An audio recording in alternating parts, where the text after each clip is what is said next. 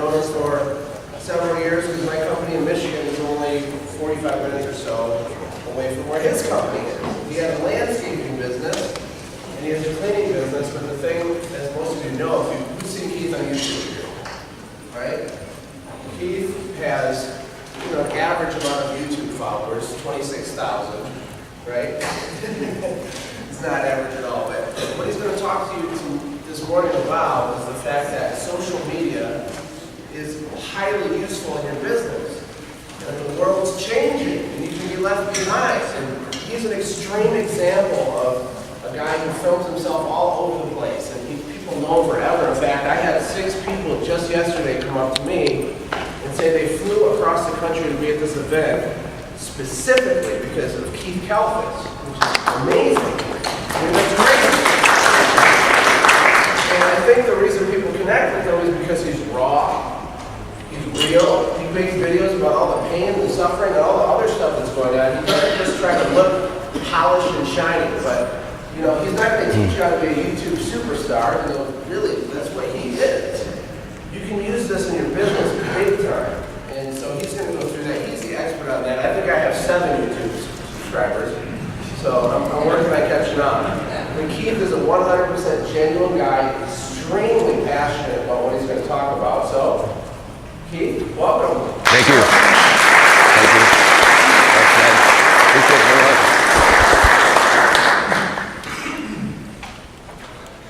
Let me turn my camera on. What you see me doing right now with all the cameras is it's completely part of the social media paradigm.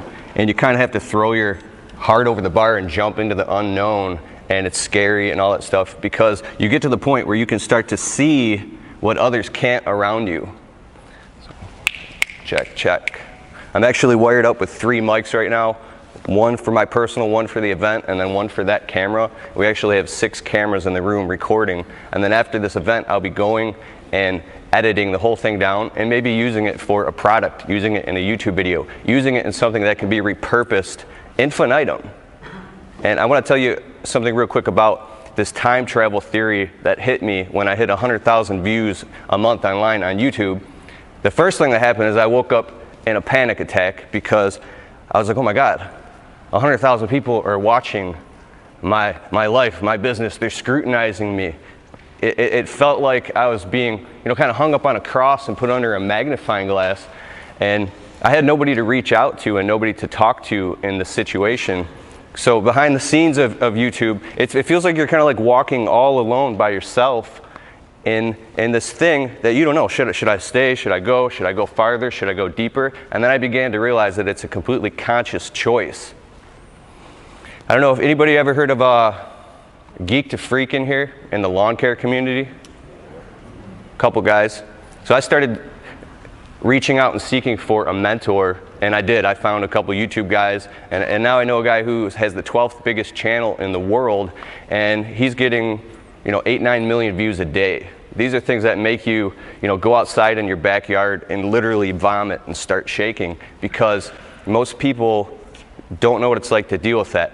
So in comparison and perception, my story is, to most people, they're like, whoa, 300,000 views a month online on YouTube and 500,000 views total online through all social media outlets.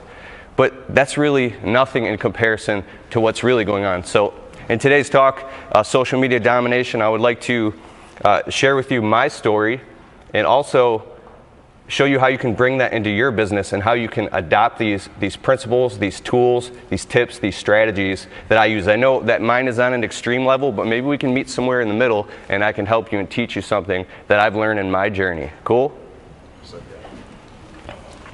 All right, I grew up my wife's back there. I want to thank my wife real quick for putting up with me. Yes.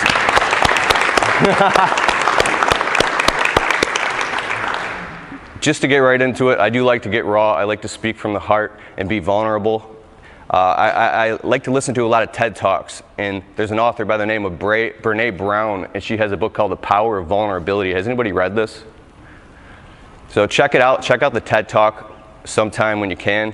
It's about literally going out into the open and exposing your deepest fears and vulnerabilities and talking about those things, because what they do is they create an opening. They create something that people can step into, a sense of trust, because there is an I space, which would be a first stage conscious space. It's all about me, get. And that can really happen when you're in the flat broke paradigm of trying to, make ends meet, trying to pay your bills. The second stage would be a fairness and a functionality. That's we. That's more ethnocentric, where everybody else is involved.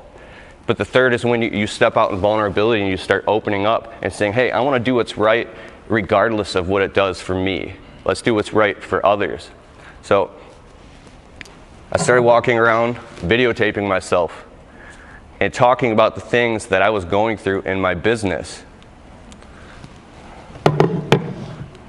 I've got a couple notes here. So I got a lot I want to share with you. So 1 second.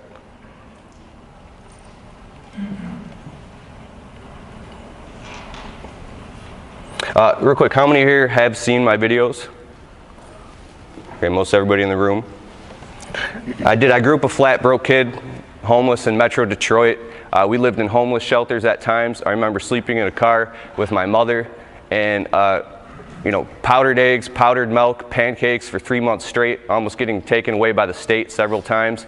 And I remember her starving and saying, no, it's okay, Mom already ate, and things like that. And I didn't know as a kid, but as I grew up, I started to realize, we were legitimately poor.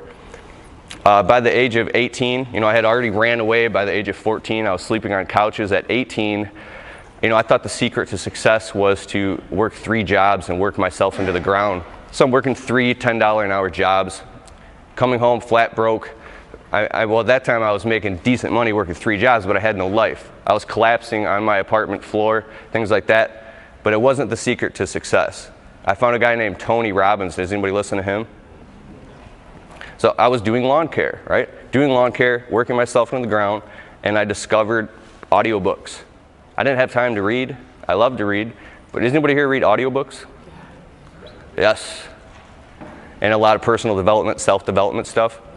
I became absolutely obsessed by the age of 17, 18, 19, all through my 20s. By the time I hit 27, I had read over 300 books on audio behind a lawnmower, behind a weed whip, behind dripping in sweat. I would ask the other guys, hey, what do you listen to? This guy's listening to like Lil Wayne or Master P or listening to Snoop Dogg, and I understand that stuff is motivating, but I started watching progress happen in my thinking.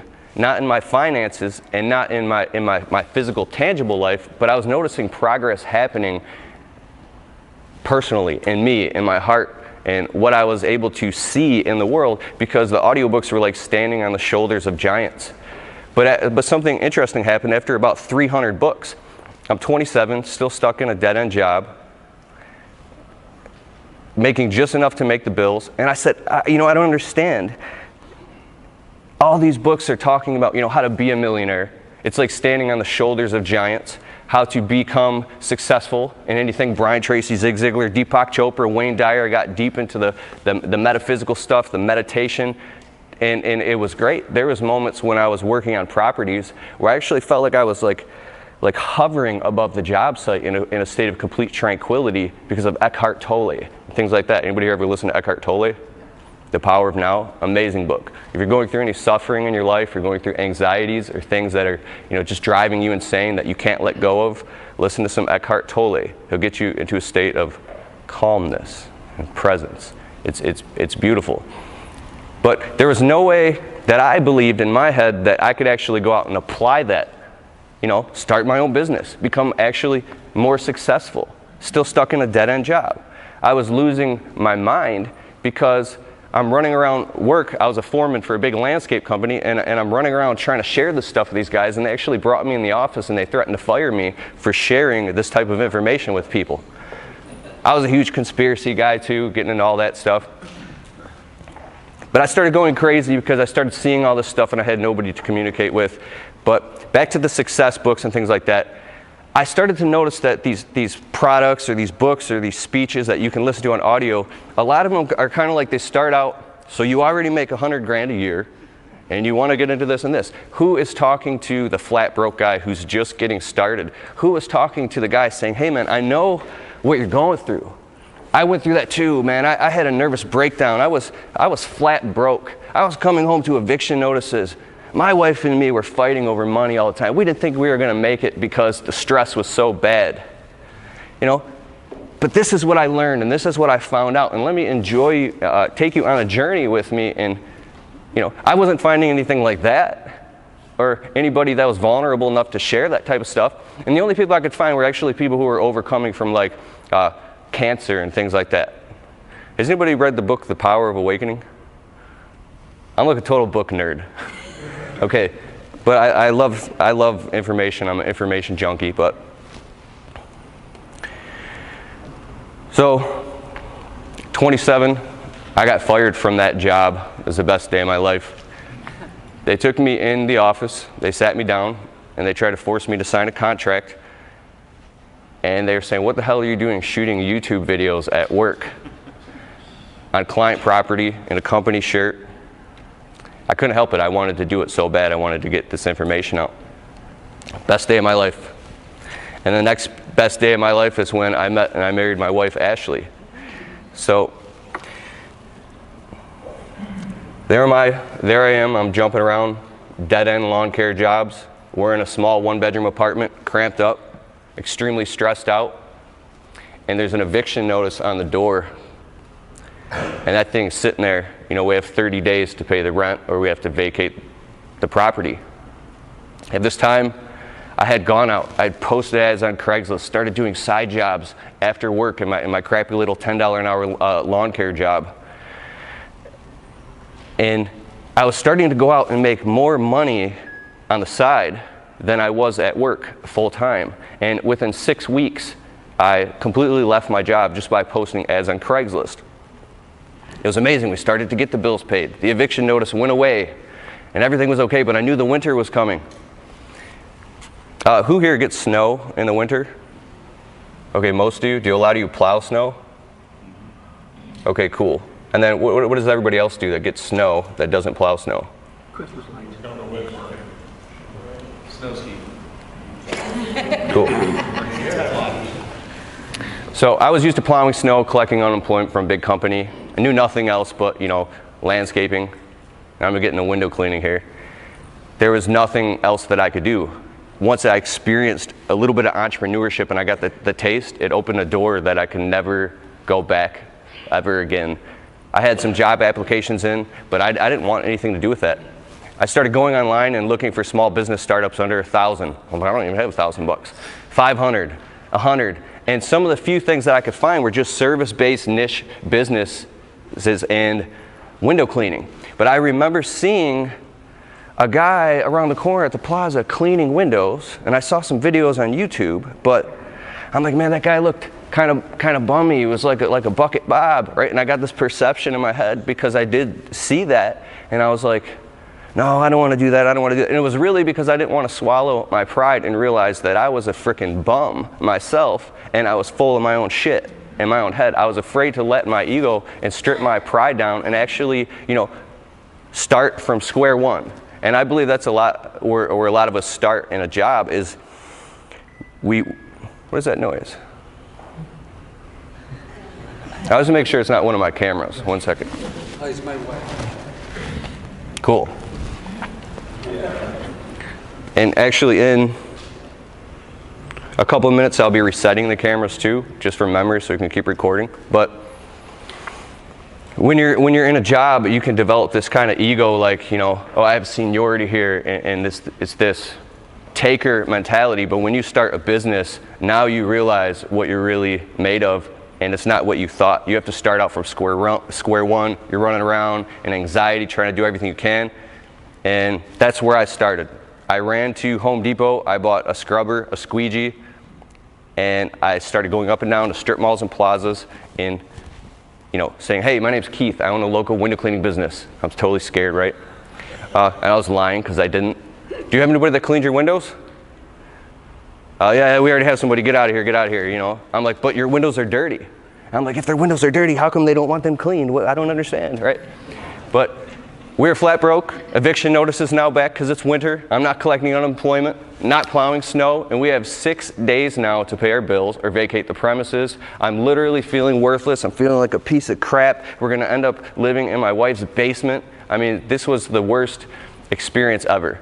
Has anybody ever been in like anxiety so bad? It's called like the dark night of the soul, the deepest part of your life where you're so like broke, you feel desperate and you're scrambling and you can't stop shaking all the time.